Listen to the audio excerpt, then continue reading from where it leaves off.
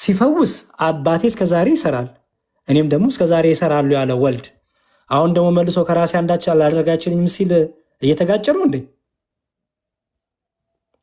እየተጋጨ ነው አይደለም? አይደለም። ምን እያለ ይመስላል? እስቲ አሁን በሄድኩት ትርጓሜ ሄድና ምን እያለ ምክንያቱም ከላይ ጀምሮ አባቴ እስከዛሬ ይሰራል እኔም እሰራለሁ። በወልድ በራሱ ህይወት አለው ህይወት ይሰጣል ለወደዳቸው ህይወት ሰጪ ነው ህይወት ሰጪ ነኝ ብሏል። አብም አባቴ ይሰጣል ብሏል። እዚህ ጋር መጣና ግን ከራሴ አንዳች አላደርግም ሲል እኔ አልችልም እያለ ነው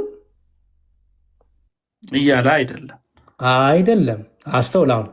አሁን እችን ብቻ ቃል መዘ ከሆነ ልክ የሙስሊሞቹ አይነት ትርጓሜ ውስጥ ገባና ይኸው በቃ አይችልም እኮ ልትል ነው። እዛው ግን ይላል መሰለያው ከራሴ አንዳች አደረግ አይቻለኝም እንደሰማው ፈርድ አለው ፍርዴም ቅን ነው የላከኝን ፈቃድ እንጂ እኔን ፈቃድ አልሻምና። ምን እያለ ይመስላል? አሁን እዚህ ጋር ከራሴ አንዳች አደረግ አይቻለኝም ብሎ ሳይቆም እንደሰማው ፈርድ አለው አለ። ምን እያለ ይመስላል? ለምሳሌ እኔ እናንተ ነገር ተመካከርን፣ በደምብ ስማኝ ቃላ ተመካከርን። ከዛ አንተ ሄድክ። እኔ እናንተ የተመካከርነው እኔ እናንተ የተናገርነው ነገር ይዘህ ሄድክ። ሰዎች የሚያውቁት እኔ ነው፣ አንተን አያውቁም። አስተውል። ከዛ በኋላ እኔ እኮ ከራሴ አንዳች አላደርግም እንደሰማው ነው የምፈርደው፣ ከራሴ አንዳች አላደረግኩም ካልክ እኔ ማድረግ አልችልም እያልክ ነው አይደል? ምን እያልክ ነው? እውነትን ነው ማደርገው እያልኩኝ ነው። የተለየ ነገር እያደረግኩ አይደለም ነው። በትክክል አየህ። ምክንያቱም ከራሴ አንዳች አደረግ አይቻለኝም ሲል ወልድ ያቅተኛል እያለ አይደለም፣ ወይ ደካማ ነኝ እያለ አይደለም። ደካማ እንዳልሆንማ ስንት አይተናል አይደል? ብርቱ እንደሆነ ስንት አይተናል። አምላክ እንደሆነ እኮ ስንት አይተናል። እዚህ ጋር ላደርግ አይቻለኝም ያለው ክርስቶስ አቅም የለኝም አልችልም እያለ ሳይሆን፣ ለምሳሌ እናንተ እግዚአብሔር ሆይ ማድረግ እኮ አልችልም ስንል ምን እያልን ነው? አቅማችን አይችልም እያልን ነው አይደል? እኔ እናንተ ክርስቶስን ከራሴ አንዳች አደረግ አልችልም ስል አቅሜ ደካማ ነው እያለ ነው አይደለም። ምን እያለ መሰለ? እኔ የማደርገው ከአባቴ የተለየ አይደለም። አየው፣ የተለየ ነገር እያረኩ አይደለም። ህይወት ብሰጣችሁ የተለየ ነገር እያረኩ አይደለም። አባቴ የሚያደርገው ነው የማደርገው። ምክንያቱም ሲመጣ ወደ ምድር ወልድ ኢየሱስ ክርስቶስ በአባቱን ፍቃድ በራሱን ፍቃድ ነው የመጣው። አየህ። ስለዚህ እንደው ምንድነው የሚለው? አብን ያየ ማንም የለም፣ በእቅፉ የነበረው ግን አንድ ልጁ ተረከልን አይደለም የሚለው። ስለዚህ አየህ፣ የአብን ነገር የነገረን አብ ስለኛ ያለውን ነገር ያሳየን በማን ነው? በልጁ አይደለም። አየህ። ስለዚህ ወልድን ሲቃወሙት ምን ይላችኋል? እኔ እኮ የማደርገው እኔ እኮ የማሳያችሁ እኔ እኮ የምነግራችሁ ከአባት የተለየ አይደለም ሲል ምን አለ? ከራሴ አንዳች አደረግ አይቻለኝም። እዚህ ጋር ከራሴ አንዳች አደረግ አይቻለኝም ማለት የተለየ ነገር እያደረግኩ አይደለም ነው። እንደሰማው ፈርድ አለው ሲል አየህ፣ ፍርዴም ቅን ነው ሲል ምኑን ያሳያል? ከአባቱ ዘንድ ተልኮ የመጣ መሆኑን። ከአባቱ ዘንድ ተልኮ ሲመጣ የአባቱ ፈቃድ ምንድን ነው? በልጁ መታረቅ፣ በልጁ ዓለምን ማዳን አይደል? ልጁን ቤዛ አድርጎ የፋሲካ በግ አድርጎ ለመታረድ ልጁን ሰጠን። አየው። ስለዚህ ይህን እየነገረን ማለት ነው። ስለዚህ ምን አለ? የላከኝን ፈቃድ አላየው እንጂ ፈቃዴን አልሻም ሲል ምን እያለ ይመስላል? ፈቃዴን አልሻም። ለምሳሌ አንተ እኔ ያሬድ የላከኝን ነው እያረኩ ያለሁት እንጂ የራሴን ፈቃድ አይደለም ካልክ፣ እኔ ያሬድ የላከኝን ፈቃድ ነው የማደርገው የራሴን ፈቃድ እኔ አልሻም ካልክ ፈቃድ የለኝም እያልክ ነው አይደለም። ምን እያልክ ነው? የእኔም ፍቃድ የያሬድን ፍቃድ አንድ ነው እያልክ ነው። የአባቱ ፍቃድ ደግሞ ምንድን ነው? በደንብ አስተውለ ከሆነ ምንድን ነው? ዓለም በልጁ እንዲድን ነው። አየህ፣ ልጁ ምን ሆኖ ቤዛ ሆኖ። ለዚህ እንዲሁም ምሳሌው በምን ይቀመጣል መሰለ? ትዝ ይል እንደሆነ አብርሃም አበዛውብህ እንደ ወንድም አለ። በፍጹም እሺ። አብርሃም ልጁ ይስሐቅን ወደ ሞሪያ ተራራ ሊሰዋው ሲወጣ አብርሃም በጊዜ ወጥቷል? በጊዜው አልወጣም። አይ በትክክል አይደለም። ይስሐቅን ይዞ ወጥቷል አይደል?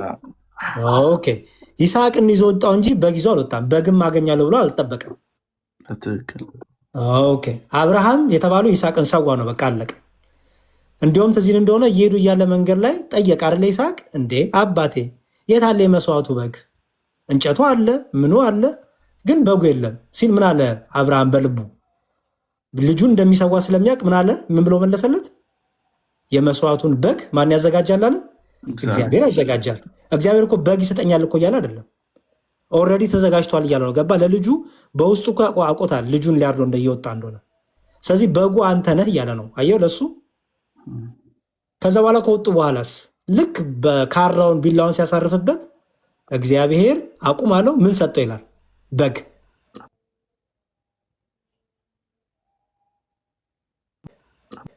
በጉን ደግሞ የተቀበለው ማን ነው? አብርሃም። ኖ በጉንማ የተቀበለው ስል በጉን ያሰዋሙ አብርሃም ነው። ግን የበጉን መስዋዕት የተቀበለው ማን ነው? እግዚአብሔር። አየህ? ኦኬ። ስለዚህ የአብርሃምን መስዋዕት ራሱ ተቀበለ፣ ራሱ ሰጠ አይደል? በቃ የታረደው በግ የክርስቶስ ምሳሌ ነው።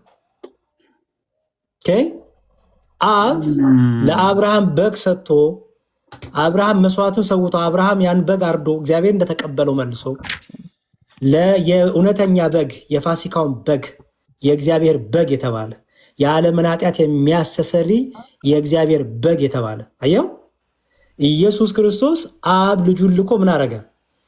በልጁ ቤዛነት ልጁ መስዋዕት ሆኖ ታረቀን በልጁ ማለት ነው። አየው፣ የአባቱ ፈቃድ ይሄ ነው። ስለዚህ ምን አለ? የላከኝን ፈቃድ እንጂ ፈቃድ ያልሻም ሲል ምን እያለ ነው ማለት ነው? የመጣሁት የአባቴን ፈቃድ የእኔን ፈቃድ ያችሁ ናት። ምን ቤዛ መሆን። ከዛ የተለየ ፈቃድ የለኝም። የእኔ ፈቃድ የአባቴ ነው። እኔ የማደርገው የእኔን ፈቃድ የአባቴ ነው፣ የአባቴም የኔ ነው እያለ ነው ማለት ነው እንጂ እኔ ያንሳለሁ እያለ አይደለም። ምክንያቱም ጥያቄው ከአንተና ከማን ይበልጣል ማን ያንሳል ተብሎም አይደለም። ገባር? እሺ እኔ ስለ ራሴ አሁን ያው እኔ ስለ ራሴ ብመሰክር ምስክር የእውነት አይደለም።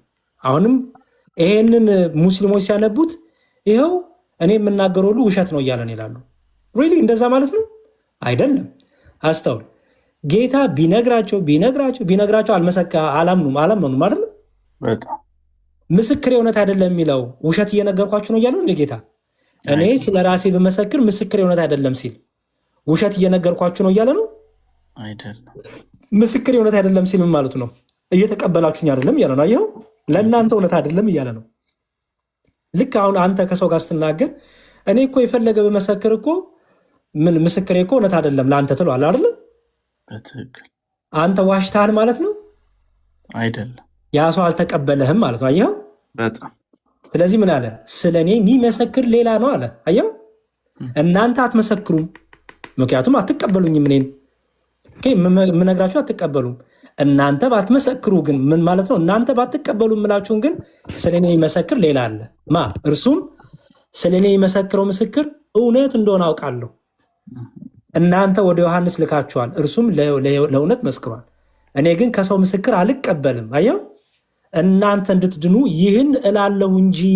አየው፣ ይህን እየተናገራለሁ ጠቅላላ ለምንድን ነው አለ? እናንተ እንድትድኑ። እንዴት ነው የሚድኑት?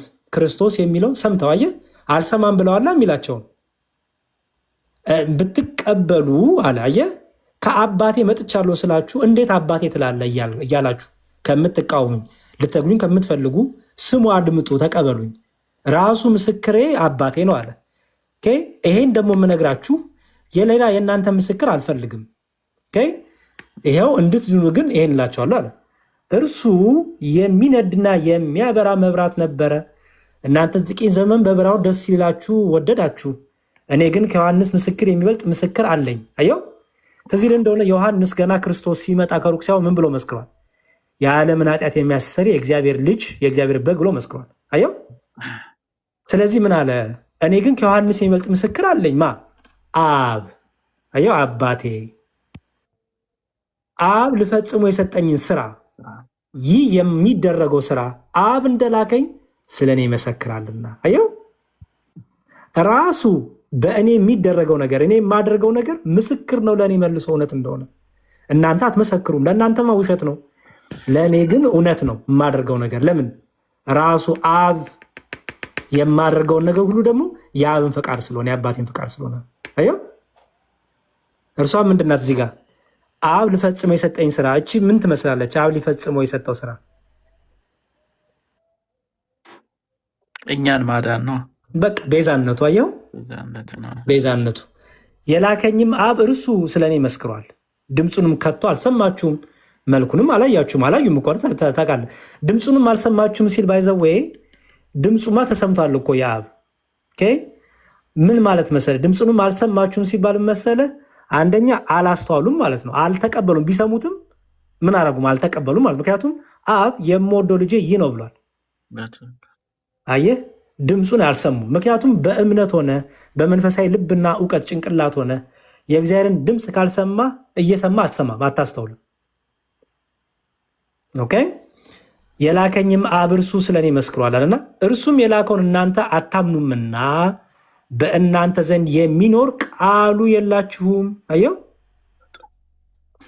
እናንተ በመጽሐፍት ያው እናንተ በመጽሐፍት የዘላለም ሕይወት እንዳላችሁ ይመስላችኋልና እነርሱን ትመረምራላችሁ። ምክንያቱም መጽሐፍት አዋቂ ናቸው። መጽሐፍት አላቸው፣ ታውቃለህ። የብሉይ ኪዳን መጽሐፍት አላቸው ብዙ። አሁን ምን አለ እዚህ ጋር? እነርሱም ስለ እኔ የሚመሰክሩ ናቸው። አየው፣ እውነት ነው። በመጽሐፍት የተነገረው ሁሉ አልተቀበላችሁም፣ ሕይወት እንዲሆናችሁ ነበር የተጻፈላችሁ። የነቢያቱ መጽሐፍ የነቢያቱ ትንቢት ሁሉ ስለ እኔ የተነገረው ሕይወት እንዲሆናችሁ ነበረ።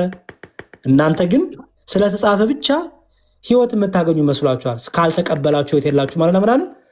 እነሱም ሁሉ የጻፉት መጽሐፍት ሁሉ የሚያወራው ስለማን ነው አለ? ስለ እኔ የሚመሰክሩ ናቸው። አየው፣ ዳዊት ቢናገር በቁስሉ ተፈወሰን ቢል፣ በቀሚሴ ተጣጣሉ ቢል፣ በእጆቼና እግሮቼን ቸነከሩኝ ቢል ስለማን እየተናገረ ነው? ስለ ክርስቶስ። አየህ፣ እነ ኢሳያስ በቁስሉ ተፈወስን፣ ደቀቀ፣ የባሪያን መልክ ያዘ ቢሉ፣ ስለ እኔና ስለ ኃጢአታችን ደቀቀ፣ ተሰቃየ ቢሉ ስለማን የሚናገሩት? ስለ ክርስቶስ። አየህ፣ መጽሐፍት ሁሉ ስለ እኔ የሚመሰክሩ ናቸው አለና ነገር ግን ሕይወት እንዲሆንላችሁ ወደ እኔ ልትመጡ አትወዱም። አየው፣ ከሰው ክብርን አልቀበልም፣ ዳሩ ግን የእግዚአብሔር ፍቅር በራሳችሁ እንደሌላችሁ አውቃችኋለሁ። አየው፣ እኔ በአባቴ ስም መጥቻለሁ አልተቀበላችሁኝም። በአባቴ ስም መጥቻለሁ ሲል አብ ነኝ እያለ ነው አይደለም። በአባቴ ስም መጥቻለሁ ሲል ምን ማለት ነው? የአብን ነገር እየነገርኳችሁ ነው እያለ ነው። አየህ፣ አባቴ ልኮኛል ብሎ ነግሯቸዋላ። ከአብ ዘንድ ወጥቼ መጥቻለሁ ብሏቸዋላ። አባቴ እስከዛሬ ይሰራል፣ እኔም እስከዛሬ ይሰራለሁ ብሏላ። ስለዚህ ይሄን ነገርኳችሁ አልተቀበላችሁኝም። ሌላ በራሱ ስም ቢመጣ እርሱን ትቀበሉታላችሁ። አየው፣ በማስም ነው የሚለው፣ በራሱ ስም። አየህ፣ አጭበርባሪው፣ ተንኮለኛው፣ አሳችሁ ቢመጣ አዎ ትቀበሉታላችሁ። እኔ ግን ከአባቴ የአባቴን ነገር እየነገርኳችሁ አባቴ ነው ብዬ ነግሬያችሁ አልሰማምላችሁ። እናንተ እርስ በርሳችሁ ክብር የምትቀባበሉ ከአንዱም ከእግዚአብሔር ያለውን ክብር የማትፈልጉ እንዴት ልታምኑ ትችላላችሁ? እኔ በአብ ዘንድ የምከሳችሁ አይምሰላችሁ፣ የሚከሳችሁ አለ። እርሱም ተስፋ የምታደርጉት ሙሴ ነው። አስተውላውን ምን ማለቱ ይመስላል? ደግሞ እዚች ጋር እኔ በአባቴ እናንተ እርስ በርሳችሁ ክብር የምትቀበሉ እኔ በአብ ዘንድ የምከሳችሁ አይምሰላችሁ፣ የሚከሳችሁ አለ። እርሱም ተስፋ የምታደርጉት ሙሴ ነው ሲል እኔ አልፈርድባችሁም እያለ ነው ጌታ። አይደለም እኮ ሙሴ የተናገረው ስለነበረ እያላቸው ነው። አየህ፣ ምክንያቱም ሙሴ ለእነሱ በጣም ትልቁ ነቢይ ነው። በጣም አብርሃምና ሙሴ ማለት በቃ እንዳመጣባቸው በድንጋይ ነው የሚወግሩ ዛሬም ድረስ ሙሴን ከተናገርክ። ስለዚህ ሙሴ ያ ተስፋ የምታደርጉት ሙሴ እንኳን ስለ እኔ ተናግሯል። ምክንያቱም ብሏል መጽሐፍት ሁሉ ስለ እኔ ይመሰክራሉ አይደል ያለው። የሙሴ መጽሐፍት እኮ አላቸው። አየህ፣ የሙሴ መጽሐፍት ስለ እኔ እየተናገሩ ሙሴ ራሱ ይከሳቸው ማለት ነው። ሙሴን አልሰማችሁትም፣ አባታችን ሙሴ ትላላችሁ፣ አባታችን አብርሃም ትላላችሁ። በአብርሃም ሕይወት ግን አትኖሩም፣ በአባታችሁ በሙሴ ትምህርት ግን አትኖሩም። ስለዚህ ያስተማራችሁ አባታችን የምትሉት ሙሴ ነው የሚከሳችሁ አላቸው። ከዛ ምን አለ? ሙሴንስ ብታምኑት አላየው ባመናችሁኝ ነበር፣ እርሱ ምን ይላል? ስለ እኔ ጽፏልና። አየው፣ እኔ ይላል ወልድ። አየው፣ እኔ እያለ ይናገራል። እኔ ይላል አባቱን አባቴ ይላል፣ ስለ ራሱ ደግሞ እኔ ይላል። አሁን ሙሴ እንዴት ስለ ክርስቶስ ይጽፋል ብትል፣ አየህ፣ የነቢያቱ መጽሐፍ ትንቢቱ ሁሉ ስለማን ነው የሚናገሩ ማለት ነው? ስለ ክርስቶስ ኢየሱስ። መጽሐፍትን ካላመናችሁ ግን ቃሌን እንዴት ታምናላችሁ አላቸው ማለት ነው። አሁን እዚህ ሁሉ ውስጥ ሙሉን ያነበው ነው ለመሰለ ቀላብዬ። በሌላ ቀንም መጽሐፍ ቅዱሶች ክፍሎች ስታይ የሆነ ነገር መዘዝ አድርገ ሳይሆን ያ ለምን ተባለ፣ ጌታ ምን ተጠይቆ ነው፣ የመጽሐፉ ሳውዳዊ ፍቺ እንዴት ነው፣ ምን ነበረ ጌታ ከፈሪሳውያን ጋር ሲያወራ፣ ከአይሁዶች ጋር ሲያወራ፣ ከቀራጮች ጋር ሲያወራ፣ ከሰዱቃውያን ጋር ሲያወራ ጌታ እንደ ልዩ ልዩ እንደሚያጋጥሙት አይነት ሰዎች እንደልባቸው ጥመትና ትዕቢተኝነትና ተንኮል እና ደግሞ እንደ የዋህነታቸው ይመልስበታል፣ እንደ ልባቸው ጥመት ደግሞ ይመልስበት ጊዜ አለ እና እነዚህን ሁሉ ኦዲየንሱ ማን ነበረ፣ ምን ተባለ፣ ለምን ተጻፈ፣ ምን ነበረ ኮንቨርሴሽኑ፣ ጌታስ ምን ተጠይቆ እየመለሰ ያለው የሚለውን ሁሉ አብረህ ካየኸው ኮኔክት እያደረገልህ ይመጣል ማለት ነው። ሁሉ ዶቶቹ ይገጥማሉ።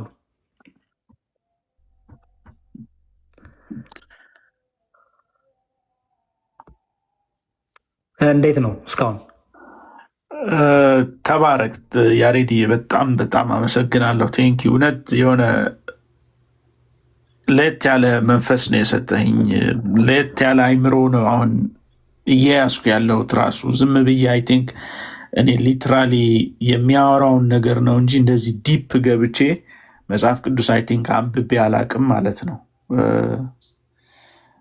አይ ቲንክ ሞር ወደ ቤተክርስቲያን ሄጄ የተለያዩ የትርጉም መጽሐፎችንም ይዤ በደንብ ማጥናት መቻል አለብኝ። እኔ በጣም በክርስቶስ ሕይወት በጣም ነው ማምነው፣ በቤተክርስቲያን ሕይወት በጣም ነው ማምነው። ልጆቼ ይዤ እሄዳለሁ። ሁሌ እንደዚህ ተራ የሆነ ዳውት ይፈጠርብኛል። ግን አይ ቲንክ ያ ተራ የሆነ ዳውት ዝም ብሎ መጽሐፍ ቅዱስ እንደወረደ አይነት ከማንበብ ይመስለኛልና ግን በጣም አይምሮዬን የሚከፍት በተለይ ይህን ምዕራፍ አእምሮዬን እንድከፍት አይነት ነው የነገርከኝ የተረጎምክልኝና በጣም በጣም አመሰግናለሁ። በጣም ምንም ችግር የለውም። ቀላብዬ በርታ፣ ፎሎ አድርግሃለሁ። የት ሀገር ነው ያለኸው? እኔ አሜሪካ ውስጥ ነው ያለሁት። ጭራሽ አገጬ ጋር ነህ። እኔ አፍንጫ ወይ አገጭ ነኝ። ሉቃስም እዛ አሜሪካ ነው። ስለዚህ እናግዛሃለን፣ እንማማራለን። ምንም እኔም ተማሪ ነኝ እንዳንተ። ግን ምን እናደርጋለን መሰለ፣ መጽሐፍትንም አግዛለሁ፣ እልክልሃለሁ። መጽሐፍቶችን ቢሆን በሺፕ አደርግልሃለሁ። ምክንያቱም አንተ አሁን ምንድነው የሚያስፈልግህ? ኦልሬዲ በልብህ እምነቱ አለ፣ ምኑ አለ፣ የሆነች አቧራ አለች። እሷን አቧራ ጠረግ ማድረግ ነው። እሷን ደግሞ ከምንድነው የምትጠረገው መሰለ? ቤተክርስቲያን እንዴት ብላ ፈታቸው ይህን ክፍል። ቤተክርስቲያን ይህን ክፍል እንዴት ነው የምትረዳው? እንዳልኩ ሁሌም የኦርቶዶክሳዊ ነገር ደስ የሚለኝ ነገር እኔ ኦርቶዶክስ ስለሆንኩኝ ሳይሆን ኦርቶዶክስ በሆኔ ከምኮራባቸው አንደኛው ነገር መሰለ፣ እንደ ግሌ መተርጎም አልችልም፣ እንደ ራሴ እንደ መሰሌ መተርጎም አልችልም። እና ደግሞ የሆነች ጥቅስ መዘዝ አድርጎ አንድ ሰው ሲያወራ ለምንድነው ጥቅስ የምትመዛው? እስቲ ከላይ ከፍ ከታች ዝቅ ብለህ ከላይ ከፍ ብለህ ደግሞ ለምንድን ነው ይሄ የተባለው? ምን ነበር የነበረው ኮንቨርሴሽን? ማን ነበር ኦዲየንሱ? ለምሳሌ አሁን የቅዱስ ጳውሎስን መልእክት የምታነብ ከሆነ ለቆሮንቶስ ሰዎች የተጻፈ ቆሮንቶስን የሚመለከት ጉዳይ አለ። ለኤፌሶን ሰው የጻፈ ኤፌሶን የሚመለከት ጉዳይ አለ። ያው ስለዚህ እንደ ኦዲየንሱ እያየህ ትሄዳለህ ማለት ነው። ሰው እንደዚህ ነገሮች ስላሉ እነዚህን ሁሉ እናጠናለን። ከምንም በላይ ግን እኔም አላስፈልግህም። ምንድነው የምታደርገው? ሽሮ በርበሬ ለሆነች ጊዜ ላይ አስቁምና ማስላክ ይሄን መጽሐፍ አስልክ። ይሄ የዮሐንስ ወንጌል ሙሉ የዮሐንስ ወንጌል ትርጓሜ ነው ሙሉ። አንደኛው ይሄ ነው። ሁለተኛው ደግሞ የቅዱስ ጳውሎስን ከፈለክ ደግሞ ይሄ ደግሞ የቅዱስ ጳውሎስ 14ቱን መልእክት ትርጓሜ ነው። ሮሜም ከፈለክ የዕብራውያንም የሁሉም ትርጓሜ ነው ማለት ነው። ፒክቸሩ ሰድ ራሳቸው ጸሐፊው ራሳቸው ናቸው። ጸሐፊው ጽፈው ከራሳቸው ጽፈው ሳይሆን ኦልሬዲ ጥንት የነበረውን በግዕዝ የነበረውን ለሰው በሚረዳው መልኩ በአማርኛ ጽፈውት ነው። መጋቢ ሐዲስ ስቡ አዳምጤ ይባላሉ። በጣም ቆንጆ መጽሐፍ ነው ያዘጋጁት። ለሰው በሚረዳው በሚቀለው መልኩ ነው ያዘጋጁት። ይኸው የሐዋርያ ቅዱስ ጳውሎስ መልእክት ይሄ ከሮሜ እስከ ገላትያ ያለው ነው። ይሄ ደግሞ ከገላትያ ከኤፌሶን እስከ ዕብራውያን ይሄ ደግሞ ከኤፌሶን እስከ ዕብራውያን ያለው ነው። አሁን የሚገርም ሜ 20 ላይ ወደ አገር ቤት ሄዳለሁ። አንድ ለ3 ወር ልጆቼን ባለቤቴን ይዤና በከፍተኛ ሁኔታ እኔ እንዳልኩ ካቶሊክ ነው እድገቴ፣ ግን በጣም የቤተክርስቲያን ትምህርት ተምሬ አላደኩም። አሁን ግን ልጆች ሲኖረኝ 2 ልጆች አለኝና በጣም እያሳሰበኝ መጣ እና መጽሐፍ ቅዱስ ማገላበጥ ጀመርኩኝ፣ ምናምን ማየት ጀመርኩና ኦኬ አሁን ግን እዚህ ያለውበት ስቴት ላይ እንትን ነው የሚሄደው የኦርቶዶክስ ቸርች ነው እየሄድን ያለ ነው እና ግን ኢቨን ያው አልተጠመቅኩም ኦርቶዶክስ አልሆንኩም፣ ግን ወደዛ ነኝ ነኝ። በቃ እግዚአብሔር ይርዳህ። ደግሞ እስክትሄድ ድረስ አውራኝ፣ ስልክን አስቀምጥልኝ፣ እደውልልሃለሁ። የት ስቴት ነው ያለኸው? ሚኒሶታ ነው ያለሁት። ሚኒሶታ ነው ያለኸው? አይ ጥሩ እሺ፣ በቃ እንደዋወልና እስክትሄድ ድረስ አንዳንድ ነገሮች ያግዝሃለሁ። አምደ ሃይማኖት የሚባል መጽሐፍ አለ። ይኸውልህ በጣም የሚደንቅ የድሮ መጽሐፍ ነው። በጣም የጥንት መጽሐፍ ነው። ብዙ ሰው በተለይ በድሮ ጊዜ በሰንበት ትምህርት ቤት ያለፈ ሰው ያውቋል። አምደ ሃይማኖት ይላል መጽሐፍ። የቀሲስ ብርሃኑ ጎበና መጽሐፍ ነው። ከዚህ ብትጀምር ደስ ይለኛል። በቃ ስጠቅላላ የኦርቶዶክሳውያን ትምህርት ምንድን ነው የሚለው ማወቅ ከፈለግ፣ ለምሳሌ ሃይማኖት ምንድን ነው፣ ከሃይማኖት ሰዎች ለምን ይወጣሉ ይጀምራል። ከዛ መጽሐፍ ቅዱስ ብሉይ ኪዳንና አዲስ ኪዳን ተብሎ ይከፈላል። አዲስ ኪዳን ደግሞ 4 ወንጌላውያን አሉ። አየው። ከዛ ደግሞ የወንጌል ጸሐፍት 4 ብቻ ለምን ሆኑ ይላል። ከዛ ደግሞ ሌሎች የአዲስ ኪዳን መጽሐፍት፣ ከዛ ደግሞ የመጽሐፍ ቅዱስ ብዛት እዚህ ላይ አለለ። ልክ ይህ እንደጨረስክ ደግሞ 5ቱ አዕማደ ምስጢራት የምንለው ትምህርት አለን እኛ። 5ቱ አዕማደ ምስጢራት ማለት ፒለርስ ኦፍ ፌት ይባላሉ፣ የእምነት መሰረቶች ይባላሉ። እነዚህ ፒለሮች ከማንኛውም ከሙስሊም ጋር ብታወራ፣ ከፕሮቴስታንት ጋር ብታወራ፣ ከካቶሊክ ጋር ብታወራ፣ ከኦርቶዶክስ ውጭ የሆኑ ጋር ስታወራ የሚጠቅሙ መጽሐፍ ትምህርቶች ናቸው፣ መሰረት ናቸው፣ ቤዝ ናቸው፣ ሃይማኖትም ናቸው።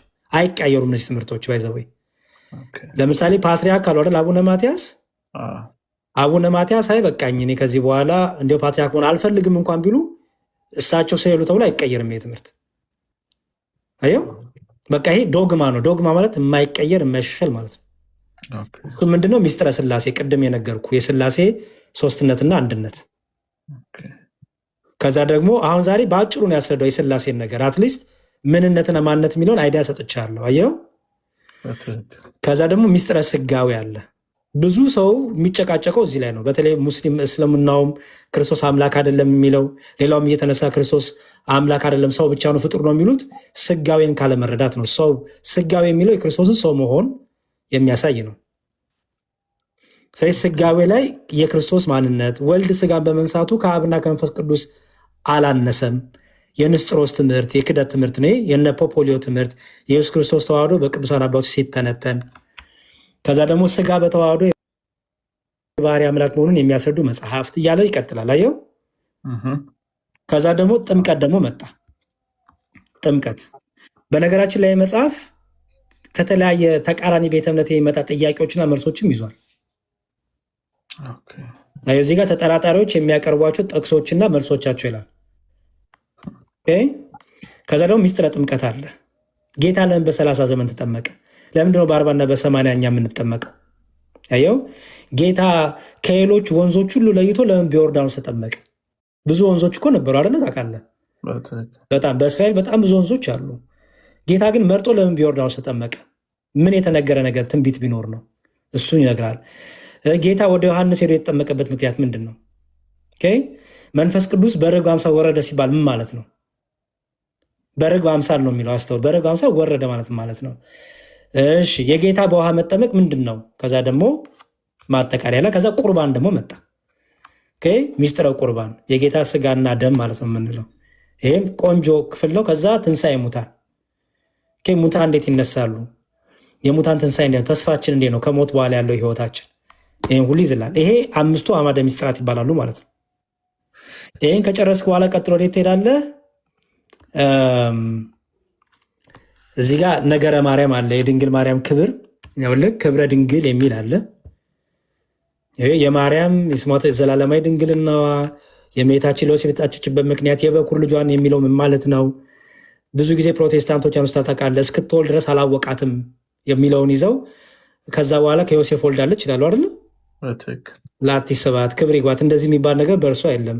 የመጀመሪያም የመጨረሻ ልጇም ክርስቶስ ኢየሱስ ነው። ይሄን ጥቅስ ግን እነሱ የሚረዱበትና የእኛ ደግሞ አረዳድ ደግሞ ተቀምጧል፣ ኦርቶዶክስ ያረዳድ። ከዛ ደግሞ አማላጅነቷ ክብሯ የእመቤታችን ምሳሌዎች፣ ከዛ ደግሞ የቅዱሳን አማላጅነት ደግሞ አለለ። አየው። ከዛ ደግሞ ታቦት ምንድን ነው? ጽላት፣ ታቦት ጽላት የሚላለ ስግደት፣ መስቀል፣ ስለ ስዕላት፣ ስለ ጾም። አየው። በቃ ይህ አሁን በጣም ትንሽ የፔጅ ናት። አይ ቲንክ ስንት ፔጅ ነው? 168 በጣም ትንሽ ናት። ጊዜ ሰጥተህ አውሮፕላን ውስጥ እንኳን እየሄድክ ብታነባው በ13 ሰዓት ውስጥ የምትጨርሰው ነው። አየው በቃ በጣም አሪፍ ነው። ጥያቄና መልሶች አሉት። ከነጥቅሱ ነው የሚያስቀምጥልህ። አየው የመጽሐፍ ቅዱስ ማስረጃ እያለ መጽሐፍ ቅዱስን አነበብከውም ተረዳኸውም ተማርከውም ማለት ነው በመጽሐፉ። በዚህ ይሄን ይኸው አምደ ሃይማኖት ይላል።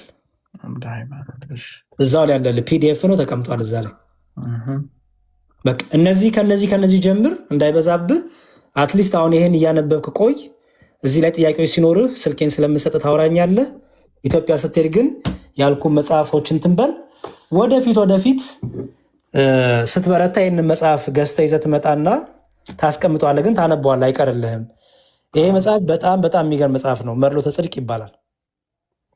መርሎተ ጽድቅ ይባላል። ዲያቆን ያረጋል አበጋዝ የጻፈው መጽሐፍ ነው። ይሄ መጽሐፍ ቁጥር 1 እና ቁጥር 2 ቁጥር 3 አሉት። ይሄ መጽሐፍ ሶስቱንም ካነበብክ አንተ ፊት ማንም ፕሮቴስታንት አይቆምም። ጠቅላላ ፕሮቴስታንቶቹ የሚጠይቁት ጥያቄና መልስ፣ ይሄ ጸጋ ብቻ እምነት ብቻ ሲባል የቅዱሳን ክብር ምንድን ነው የሚለው ሁሉ በሚገርም መልኩ ያስቀመጠ ነው። ኢቭን ይሄን ራሱ አሰተናቸው ወደ ኦርቶዶክስ የመጡ ብዙ ፕሮቴስታንቶች አሉ። ይህን ብቻ አንብበው ማለት ነው ሳናስተምራቸው። ይሄንንም ፎቶ አንሳ ከፈለክ አቀባበል እንደሱ እዛይን ማለ ይሄ ቅጽ ሁለቱ ነው። በቃ ይሄን ካገኘው ችግር የለውም። እስከ ቁጥር 3 አለው። እስከ ቁጥር 3 ድረስ ግዛ።